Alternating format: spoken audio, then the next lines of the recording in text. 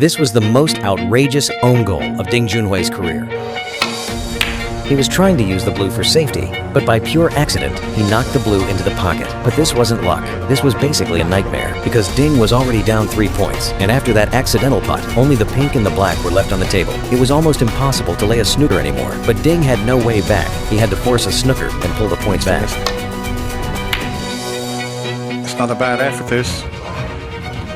Ding tried to hide the cue ball behind the black, but the angle was just a tiny bit off, and he couldn't fully block the balls in a situation like this. Trying to lay a snooker is insanely difficult.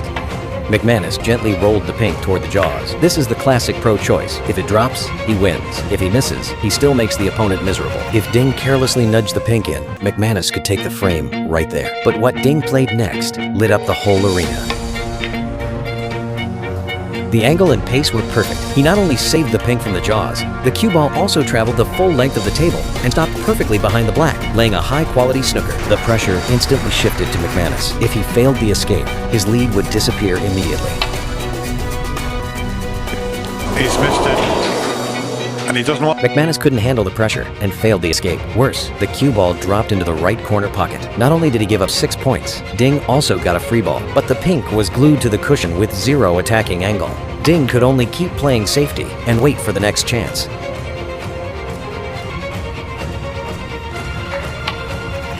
Another way. It was a strange shot Ding played there. McManus fired back with a safety that looked soft, but it was brutally effective. He took back control, and right after that, the two of them launched into an attack and defense war. Next, they kept grinding through a long tactical battle, and neither side was willing to give in first. McManus really deserved the name Angle Master. From that crazy long distance, he still managed not to touch the black at all, but it also gave Ding a long-range pot chance. Ding studied the angle confidently, while McManus looked nervous down in his seat, because at the Crucible, on the biggest stage, one tiny mistake can cost you everything. Ding was no exception. Let's see if he can take the chance.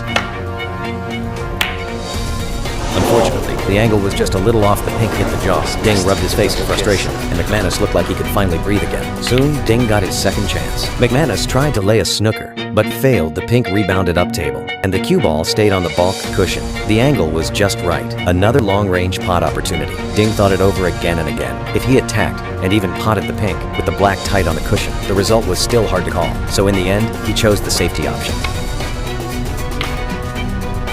Played the up and down shot. That's just as good,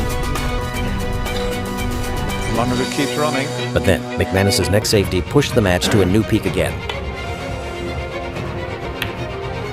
The cue ball somehow hid behind the black, creating a textbook snooker, and the crowd exploded with applause. But for Ding, who had trained safety for years, that wasn't the hard part. The hard part was, after escaping successfully, don't leave your opponent an attacking chance. After thinking it through over and over, he finally chose to escape from the left side without realizing that this one shot would become the final turning point of the match.